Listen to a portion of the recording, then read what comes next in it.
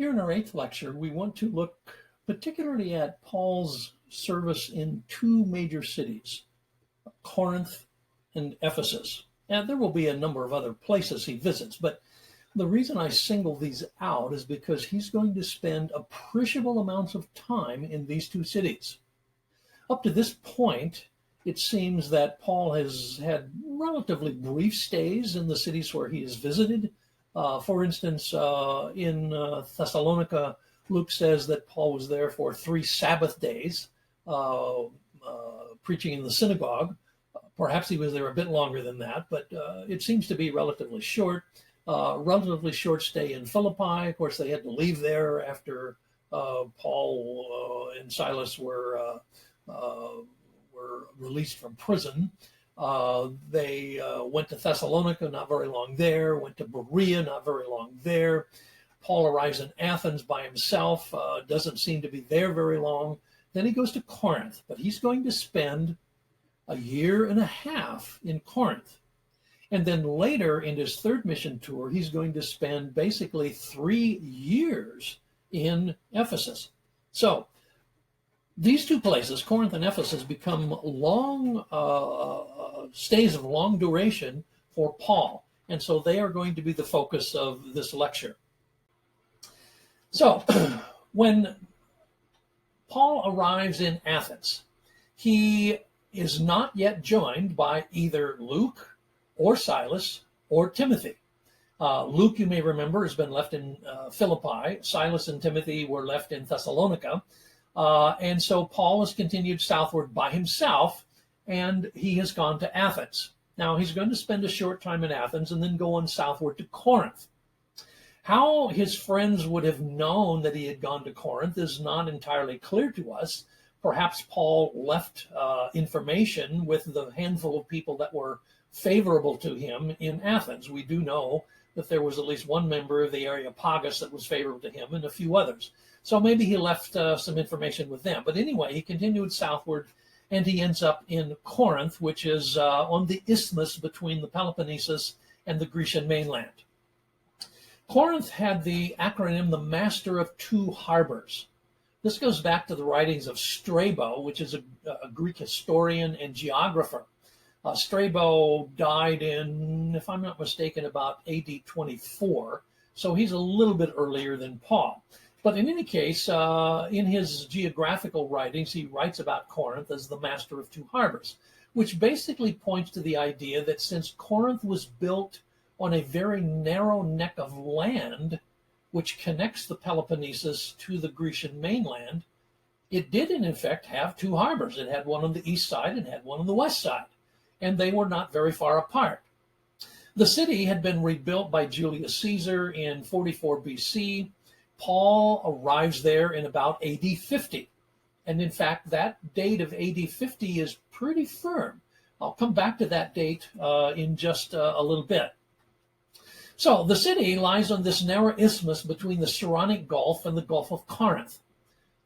Between these two ports, Corinth featured a stone roadway called the Diolkos, which is about 3.5 miles long and connects the two ports. Commercial vessels coming in, let's say from the Aegean Sea in the east, would dock at the one harbor. They would unload their cargo onto large barges or sledges, and they would sledge them across the 3.5-mile Diolkos roadway to the other side, where they would reload them into another ship that would be headed west, probably to Rome or somewhere like that. Now, that sounds like a lot of man hours, unloading an entire ship, sledging it across, then reloading another ship. But both in terms of distance and in terms of time, this was much better than sailing all the way around the Peloponnesus. And because of these two ports, Corinth was a very strong commercial city in the ancient world. It was also the home of the biennial Isthmian Games. Those occurred every other year, very similar to what we think of as the Olympic Games, and they would have been held there in AD 51, which is during the time that Paul spent in Corinth. Now, Paul is going to stay in Corinth about a year and a half, according to Luke's record. And so he certainly would have been there in AD 51. It is perhaps of interest that in his Corinthian letters, Paul is going to use several metaphors, all of which seem to be drawn from the Isthmian Games. He's going to talk about boxing, he's going to talk about racing, he's going to talk about wrestling, and he uses these as metaphors for the Christian life. Now, whether Paul himself actually ever went to the Isthmian Games, I guess that's another question. For one thing, all of the sports events happened were conducted by athletes who were stark naked. And for another, the Isthmian Games had a fairly strong reputation as being a venue that was morally lax, with a lot of things that were sometimes called after dinners, where there was a lot of heavy drinking, heavy eating, and also courtesans would ply these dinners. So I don't know whether Paul would have attended them or not. I guess I'm inclined to think he probably wouldn't. But nonetheless, he certainly draws from the Isthmian Games several metaphors about sports.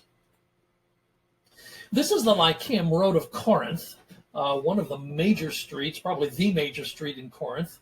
And ancient Corinth has been excavated quite a long time now, and is still under excavation, from the American School of Classical Studies. As you look at this picture of the excavations, you can get a feel for the street and for the what we would call a sidewalk. There would be a lot of shops and bazaars set up alongside this street.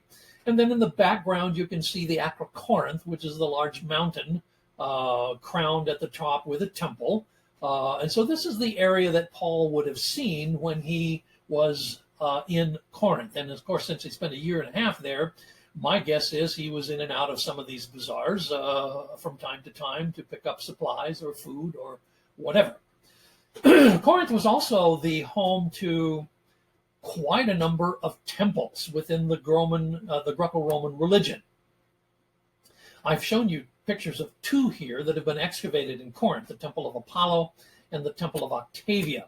But in addition to those temples, there were also shrines for Tyche, Hera, Poseidon. Poseidon, incidentally, was the god of the sea and the patron god of the Isthmian Games. Aphrodite, Demeter, Kore, and Asclepios. So when Paul wrote his First Corinthian letter and he speaks of many gods and many lords, this was not in any way an overstatement. He saw all of these things in Corinth. One of the most fascinating parts of the excavations at Corinth is the excavation of the temple of Asclepios and a medical complex.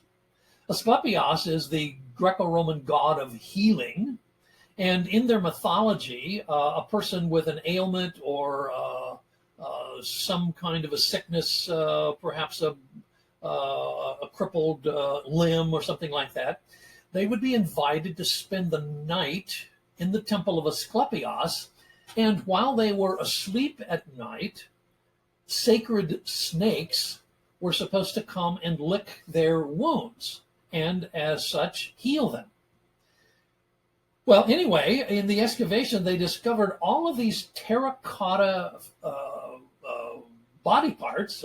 Terracotta was a kind of clay, and these are all supposed to be testimonials for people who had been healed in the temple of Asclepios. And as you can look at this, you can see arms, legs, feet, fingers, some other body parts that I don't intend to mention. But all of these are part of the healing cult of Asclepios. So when Paul arrives in Corinth preaching Jesus Christ crucified, he is entering an arena in which there was quite a lot of religion already going on. By his own testimony, Paul entered Corinth in weakness, fear, and much trembling. This is what he says in 1 Corinthians when he talks about him first coming to the city. Now, part of that probably was due to the fact that he's alone. Luke has been left at Philippi. Silas and Timothy have been left at Thessalonica. They've not yet caught up with him. And so he has spent time in Athens alone. Now he arrives in Corinth alone. Another possibility that some interpreters have suggested is that maybe in Corinth he is kind of rethinking the way he presents the gospel to pagans. Now, the reason they would suggest that is that because when he was in Athens, of course, he gets into the discussions with the philosophers. He goes to the Areopagus. He talks about philosophy to some degree, apparently. At least he engages with the Epicureans and the Stoics. But when he comes to Corinth, as he says in his 1 Corinthian letter, I determined that I would not preach from the standpoint of human wisdom. In Athens, he's actually quoted from Greek poets in their poems to Zeus. Here, apparently he's not going to do that, but he says, I determined that I would only preach Jesus Christ and the cross, the message of the cross. So, I don't know whether that read is how strong it is. It's obviously reading between the lines, and there's no way to validate it one way or another. But at least it's one possible explanation as to why Paul comes to Corinth in weakness, fear, and much trembling. He does have, however, a moment of serendipity because he meets a Jewish couple which has come from Rome recently, a couple by the name of Prisca and Aquila. The fact that Prisca and Aquila are a married couple in which the woman is named first, which is quite unusual, probably suggests that Prisca is the outgoing person from this couple. In any case, Claudius had expelled the Jews from Rome. We talked about that in our previous lecture, I think. And so this couple has come from Rome. They've come to Corinth. And we know something about this expulsion from the writings of Suetonius, which is a Roman historian. I've given you the reference should you wish to look it up. Because of their vocation, which was tent weaving, Paul joins himself to them because he is also a tent weaver. Now, it's obvious that Prisca and Aquila are already Christians. We don't know how they became Christians, especially since they lived in Rome. It's at least theoretically possible that they had been among those diaspora Jews that visited Jerusalem and were there on the day of Pentecost. Maybe they even were baptized on the day of Pentecost. That's a speculation, of course, as well. But in the absence of any direct information, all we can do is speculate. But by the time Paul meets them, they already seem to be Christians. So he joins them in their tent weaving vocation. Now, this is not too unusual because all Jewish men were expected to have a trade. Even rabbis were expected to have a trade. And so Paul, although we have not heard about this earlier, Paul apparently is skilled in tent weaving, and so they work together during the days of the week, and then on the Sabbath they meet with the Jews at the synagogue. You should also note that in the Roman world, there was not what we would call a weekend. Every day was a work day. However, the Jews had legal permission to practice their religion on the Sabbath, which meant also not only could they meet on the Sabbath, but they could not go to work on the Sabbath.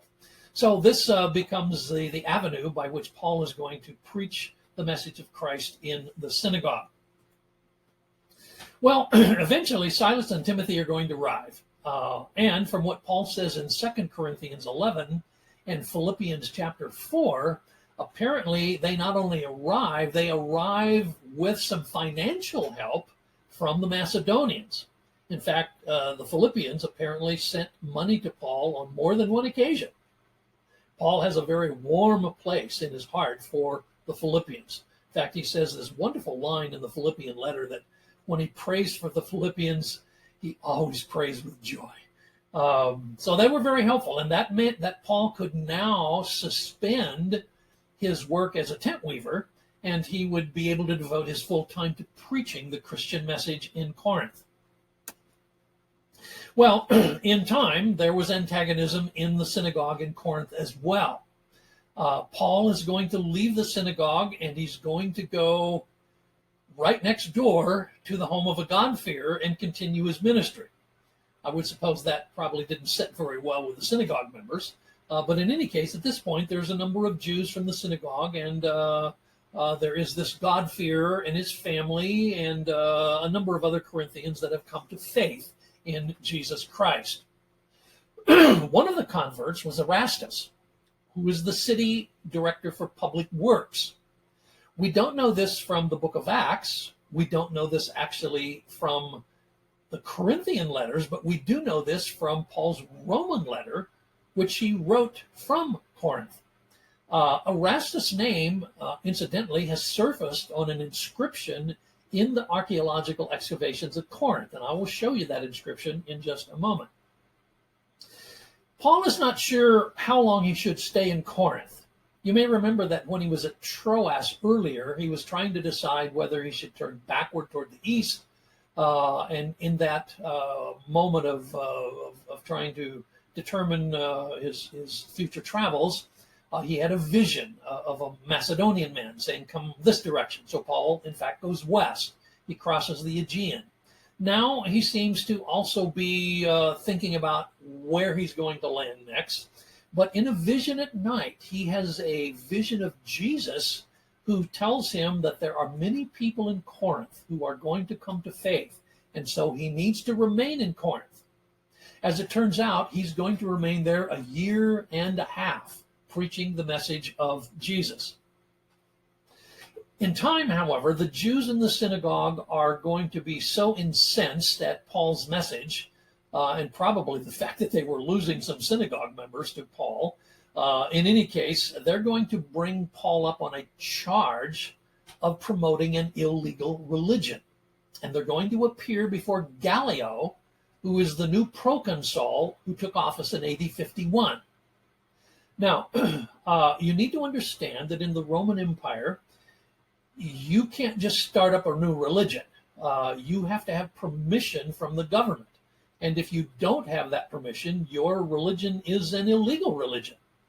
So the Jews are going to try to cast Paul as though he is starting an illegal religion.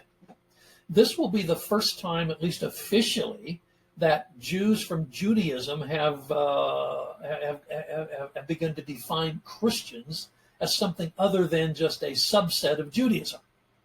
In any case, they're going to appear before this new proconsul, and he's going to listen to the charge, but he's going to decide this, in fact, is an issue of Jewish religion.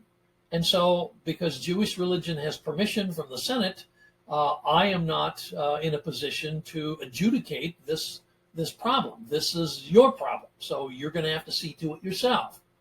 And essentially, he's going to do what we would call it in the modern world. He's going to throw the case out of court.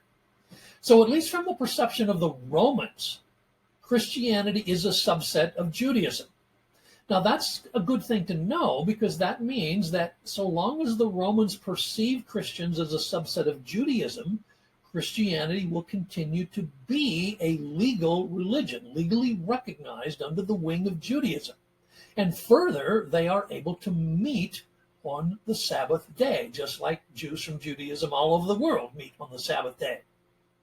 There will come a time later in the century when that's not going to be possible, but at least at this point, it will be possible. All right, this is the inscription that the archaeologists have discovered in excavating first century Corinth. And if you follow my cursor, you can see very easily in Latin letters the name Erastus, which is the very name that is used by Paul in the Roman letter. He's sending greetings, actually, between the Roman people and the Corinthians.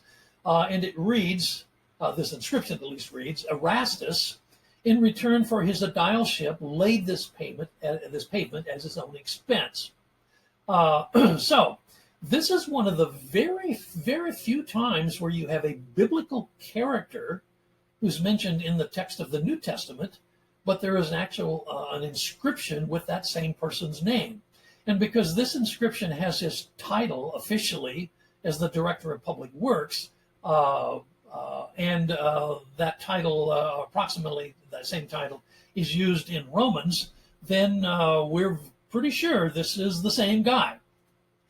In any case, Paul is going to be brought by the Jews before this bema. A bema is the Greek word for a seat of judgment, or a court, if you will. In fact, Paul will later use the term bema to talk about Christians at the end of the age. He says, you will all appear before the bema of Jesus Christ. Well, here Paul is going to appear before the bema of Gallio. Now, we know that Gallio is the proconsul, both not only because he's mentioned in the book of Acts, but because from an inscription in Delphi. If you look at the lower right, you will see a red square around a set of letters which are in unsealed Greek. These are the same letters that you will find in my text up here. This is the name Gallio, and this inscription says that he began his tenure in the 26th year of Claudius Caesar. Now, obviously, the Roman calendar is not the same as the modern calendar. However, we can, in fact, cross-reference ancient calendars with modern calendars, and that gives us a very firm year of AD 51. In fact, we know by texts in the ancient Roman Empire that Gallio took office on July the 1st, AD 51. Now, Gallio is a brother of the very famous Seneca, who was much more well-known than Gallio himself. But as the new proconsul, he's going to hear the case against Saul, and he's going to hear him at this bema. And he's going to conclude that Christians are simply a sect of Judaism, and so he's going to throw the case out of court. Well, after a lengthy stay at Corinth, this year and a half at Corinth, which is the longest stay that he's made anywhere up to this point, Paul is going to begin making his way back to his sending church in Antioch, Syria. And along with him, at least for part of the way, is going to be Prisca and Aquila.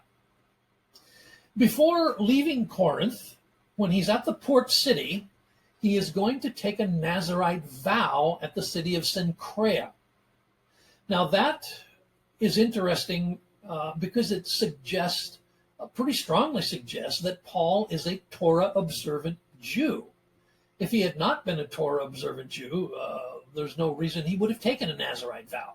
But he takes a Nazirite vow, which not only has to be held during the period of the vow, but he has to complete that vow at the city of Jerusalem at the temple.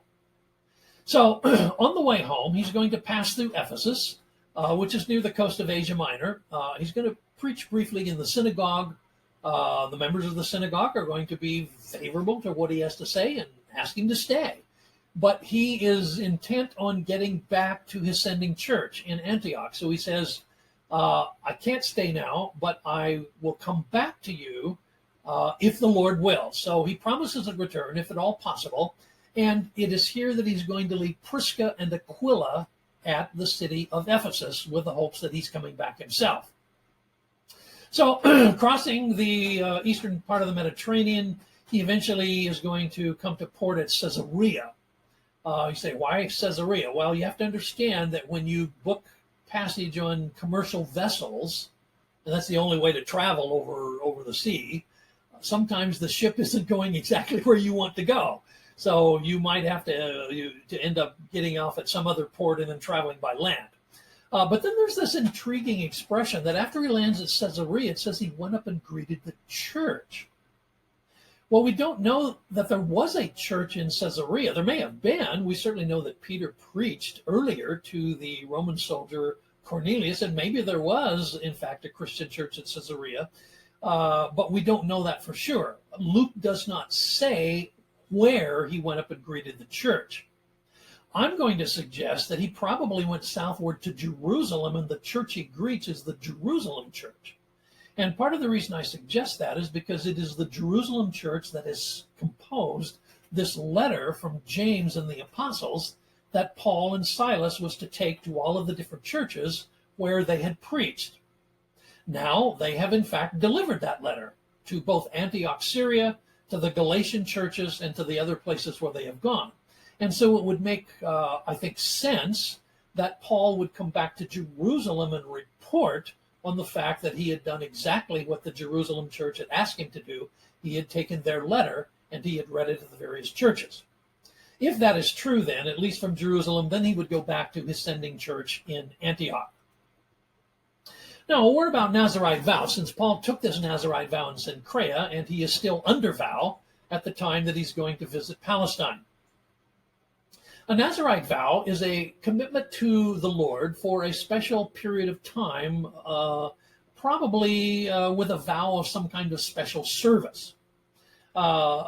The vow is described in number 6, but the actual nature of the vow, what did you actually do, what did you vow to do, that isn't exactly discussed. So there's a little bit of ambiguity there. But at least during the time of the vow, a Nazirite could not cut his hair. Presumably then, and the Jews practiced this, that you would shave your head on the day that you took the vow. Then you would allow your hair to grow during the time of the vow, however long that vow was, perhaps a few weeks, a few months, maybe a few years, but you would let your hair grow and you would not cut it at all during the period of the vow. Then at the completion of the vow, you would cut your hair again, shave your head, and take the hair and present it along with certain offerings at the temple in Jerusalem. Well, I say the temple. I mean, when Numbers is written, of course, there's no temple. It's just the tabernacle. But eventually the temple will replace the tabernacle. During the time of the vow, you could not drink wine or any kind of alcoholic beverage. You could not come into contact with a corpse, even a family member. You were restricted in some very special ways, and you were supposed to keep the rules. So the Nazirite vows were normally for a specified period. There are a few occasions where it seems that some Nazirite vows were taken for life, usually engineered by parents. So the ones that we know about specifically are Samson, Samuel, and John the Baptist. Samson is interesting because he violates his vow in every way. Probably the most famous, of course, violation is when he allows Delilah to cut his hair. But on the other hand, he was involved in drinking bouts with the Philistines, and he comes into contact with the carcass of a dead lion, and not only comes into contact with it, he eats honey that was in the carcass of the lion. So Samson is not a very good example of a Nazirite. Good examples would be Samuel and John the Baptist, both of whom seem to be Nazirites for life. For both of them, since they never cut their hair for apparently their whole life, they must have been pretty impressive figures. Samuel the prophet with his hair maybe down around his knees, and John the Baptist, the wild-eyed preacher in the Jordan River with his long hair and eating locusts and wild honey, locust legs hanging out of his beard. Probably these were pretty impressive characters. At least for John the Baptist, people came from all over just to see him and to hear him. In any case, the more notable example in the New Testament then is St. Paul, who takes this vow of the Nazirite at about the end of his mission tour, and he's going to keep that all the way through his third mission tour, and then finally come back to Jerusalem and complete it at the temple. So that brings us to the third great mission tour. After greeting the church in Antioch, Syria, the sending church, Paul is going to set out once more to visit the congregations he had started earlier, which means he's going to go back to Galatia and Phrygia, and then eventually back to Greece. He visits the churches in Galatia and Phrygia, presumably Iconium, Lystra, Derbe, those kind of places. And then Luke is going to insert a parenthesis in his travelogue, which talks about a certain diaspora Jew from Alexandria, Egypt, who is named Apollos.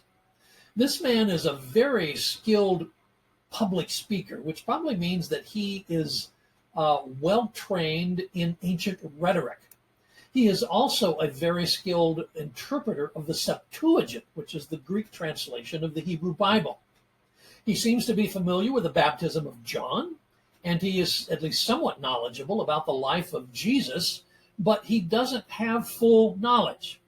And when this man lands in Ephesus, where Paul has left Prisca and Aquila, this Christian couple invite him over for lunch and fill him in on the details.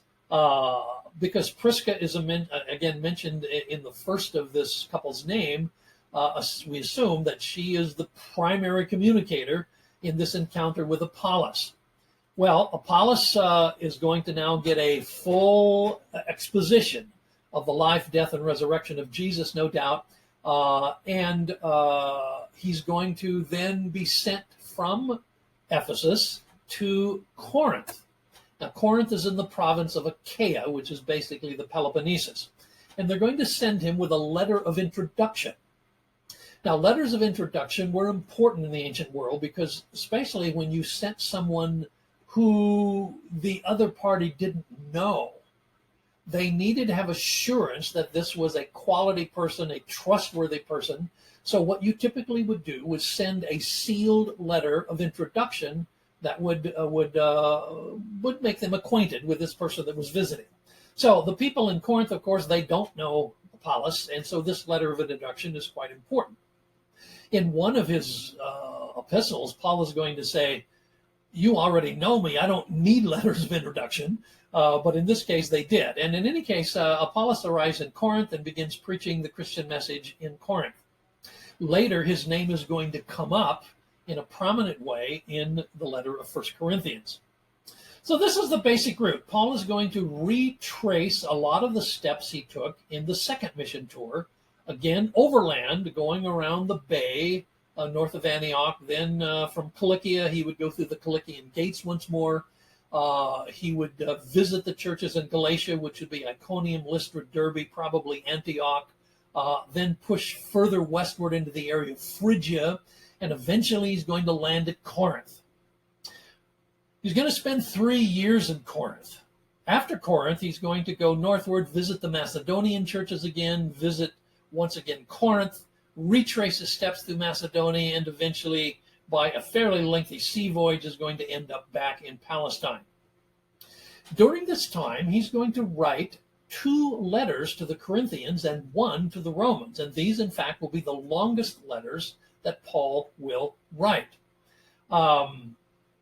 Because Luke doesn't actually tell us much doesn't tell us anything about the writing of the letters, we have to sort of piece this together. And I want to talk just a moment about the writing of Paul's letters. It might seem odd to us that Luke doesn't actually talk about Paul writing letters, since, at least as far as the New Testament is concerned, that is a major thing. Paul wrote nearly a quarter of the New Testament in the 13 letters that bear his name. But nonetheless, even without Luke talking about it directly, we can coordinate much of what Luke says in the letters themselves to the travelogue that Luke gives us in the book of Acts. And basically, the letters fall into four major categories. There are the second tour letters. Now, that is assuming that Galatians is written early.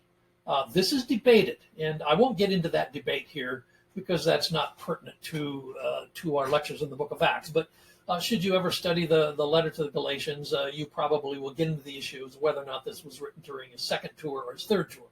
But certainly the Thessalonian letters seem to have been written in his second tour. Then in his third tour, he's going to write these 3 lengthy letters: 1 Corinthians, 2 Corinthians, and Romans. 1 Corinthians is not actually the very first letter Paul wrote, because in 1 Corinthians he mentions that he's written to them previously. We don't have that letter. 2 Corinthians, I think I mentioned this in an earlier lecture, is sometimes thought to be 2 letters that are brought together. Romans, of course, is sort of the magnum opus of Paul, the letter that is most directly connected with the exposition of the gospel. He's going to write several prison letters. These would be after his arrest, which comes later in the book of Acts. In all of these 4 letters, and these are all relatively short, in fact, one of them, Philemon, is a 1-pager, but in all of these letters, he's going to mention that he is in prison or he is in chains. And then finally, there are the pastoral letters of the 2 Timothys and Titus. And presumably, 2 Timothy is the last of these to be written. At least in this letter, he seems to actually believe that he soon will die. So these are the letters that Paul writes, and Luke doesn't talk about them, but we do need to stitch them in to the travelogue that Luke gives. So still traveling inland by foot over these very long distances, hundreds of miles on foot, Paul finally arrives at Ephesus, and he has now fulfilled the promise he gave them earlier that if it was the Lord's will, he would come back. Well, now he's back, and he's going to stay there the longest of any single place that he stays. He's going to stay there 3 years. Now, when he first gets there, he's going to encounter some disciples that seem a little bit similar to Apollos. They seem to know about John the Baptist, but they don't know everything about John the Baptist, and they don't seem to understand that what John the Baptist said would happen after him has in fact happened, which is the coming of Jesus and eventually the gift of the Holy Spirit. Jesus had predicted that John the Baptist had predicted that Jesus would baptize with the Holy Spirit. So they haven't heard whether this has even happened. So now Paul begins to inform them more fully about the intervening events, and I would assume that would include the story of Jesus. But in particular, he's going to point out to them that what John had promised about the Holy Spirit has in fact happened. And as this message goes out to these disciples, which were a dozen of them, they were all filled with the Holy Spirit and were baptized. Now, this will be the third occasion in Luke's book of Acts that he's going to talk about the phenomenon of speaking with other languages. So just as it happened at Pentecost, and then what had happened somewhat later at the house of Cornelius, now happens once again to these people in Ephesus, these disciples of John the Baptist. They are filled with the Holy Spirit and they speak other languages. And of course, they are baptized as well. Now, that really raises a somewhat debated theological question about these disciples. Who, in fact, were they? Who were they disciples of? The word disciple, which is the Greek word mathetes, basically means a student or a learner. We use the term disciple, but they basically mean a student or a learner. But in many cases, you find disciples are linked to some particular teacher or some particular rabbi. Who were these disciples and who were they linked to? Sometimes the word disciples is used to refer to people who are not Christians, and sometimes the word disciple is used to refer to people who are Christians. So that becomes a bit of the interpretive problem here. One way of looking at this is that these were substandard Christian disciples. In other words, they were disciples who were following the messiahship of Jesus, but they were not fully informed about all the things that Jesus said and did, and perhaps not fully informed about the benefits of being a disciple after Jesus had risen from the dead and ascended back to the Father. This is the general interpretation adopted by Pentecostal and or charismatic Christians, particularly because they have a theology that separates the baptism in the Spirit from conversion.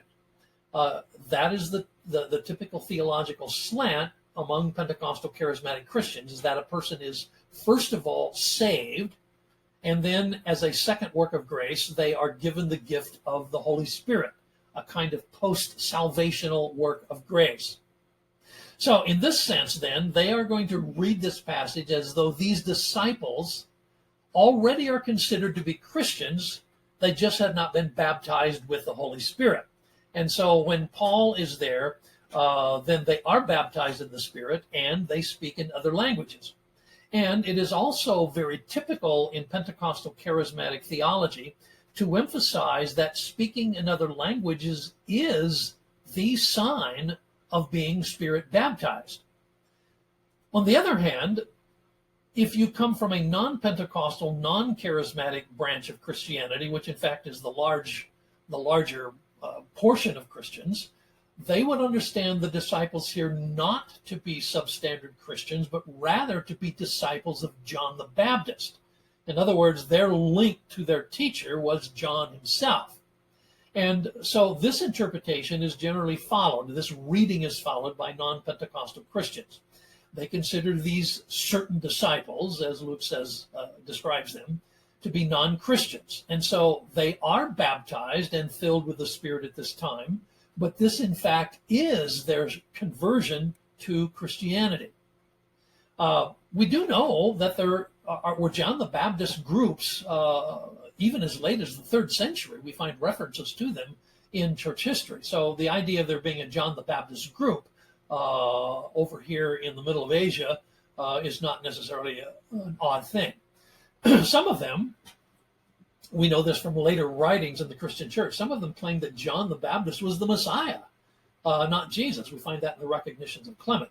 I don't know whether that was true of all of them, but at least that idea was known. So this is a debatable issue, and I'm not sure where you as a listener are coming from, but at least this is an issue that is treated differently by different portions of the Christian church. Well, Paul is going to spend the first 3 months in the Ephesian synagogue, urging the Christian message. So that's going to amount to, roughly a dozen Sabbath services where he's going to preach and talk about Jesus. And the response, as is true in many synagogues, is going to be mixed. Some are going to believe his message. Some are going to disagree with him. And in the end, the opponents are going to force him out of the synagogue. But he doesn't leave town. In fact, he is going to spend another couple of years preaching in a lecture hall. Now, lecture halls were often used by different kinds of philosophers or teachers in the morning hours, generally because the morning hours were cooler. Generally, the afternoon hours were hot.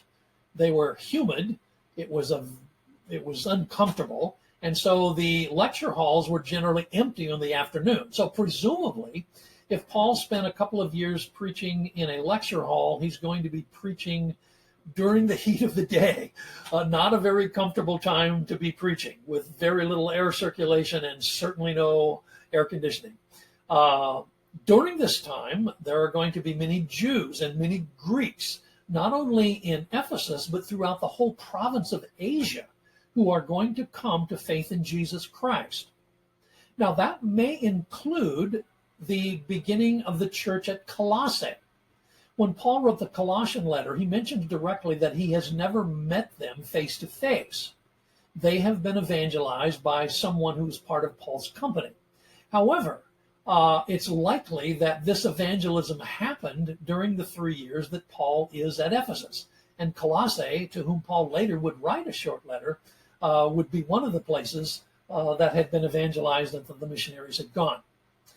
There's also recorded some rather very unusual miracles at this time, in which sweat rags and work aprons, probably the sort of thing that Paul used in tent weaving trade. There's a Greek term for these, and that's basically what they mean, sweat rags or something like that. They were taken from Paul to sick people, and these people were cured and sometimes delivered from demons.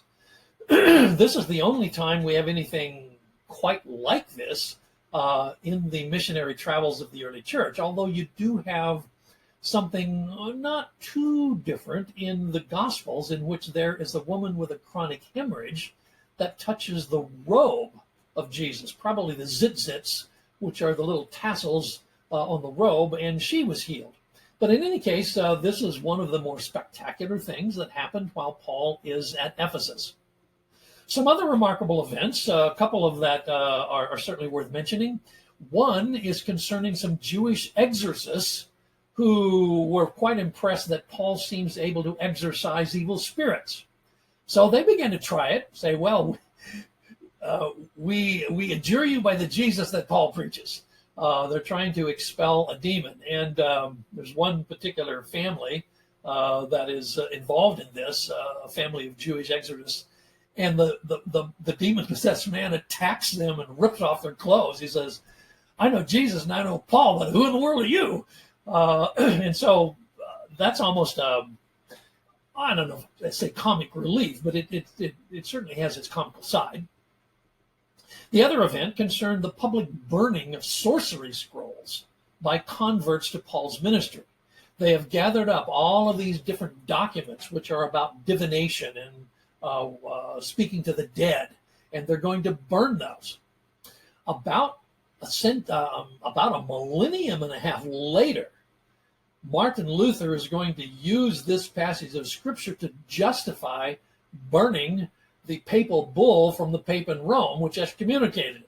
And he basically said, Paul burned the scrolls, and I'm going to burn this one.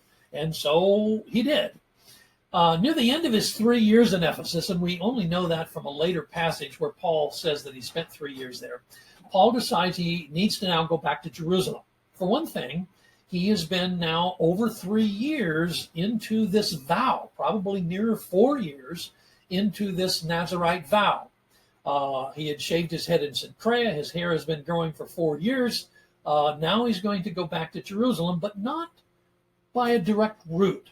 He's going to go back through Macedonia and Achaia on the Greek peninsula, and then eventually he's going to head back toward Jerusalem to complete his Nazirite vow. So at the end of his stay in Ephesus, this is going to end in quite a riot, basically, in which there had been by this time so many converts to Paul's message about Jesus that the local artisans who are selling little talismans of the goddess Artemis, the image of the patron goddess of the city, that they are going to rise against Paul.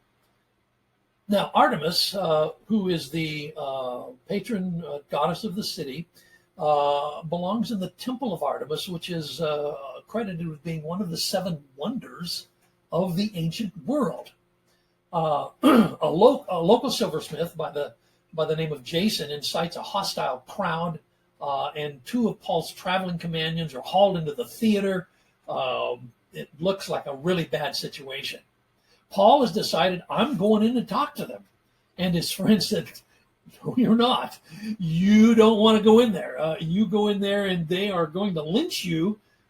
Don't enter this theater. So the hubbub was so loud and violent. Finally, the town clerk managed to get some sort of order in the place, and he warns them that this is rash conduct and we might get in trouble for this. This kind of a riot is really a disruption of the Pax Romana, the Roman peace. And any violations of the Pax Romana, the Roman peace, was liable to serious repercussions. So the town clerk he's worried that this kind of a thing is going to have repercussions. In the end, Paul is going to leave the city of Ephesus at this point. So after this very, very near escape, he decides, well, I need to be on my way. This, incidentally, is a model of the Temple of Artemis in Ephesus.